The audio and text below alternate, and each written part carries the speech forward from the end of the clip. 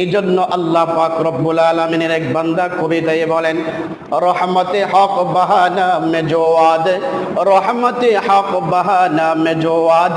দুনিয়ার মানুষের কাছে যদি কেউ কিছু চায়, দুনিয়ার মানুষের কাছে কেউ কিছু যদি কোনো কিছুর জন্য যায়, কোনো টাকা পয়সা অর্থ করির জন্য যদি দুনিয়ার মানুষের কাছে যায়, তাহলে সেই দুনিয়ার মানুষগুলো একবার দেয়, দুইবার দেয়, তিনবার দেয়, চতুর্থ নম্বরে সেই মানুষটা তাকে বিদায় দেয়।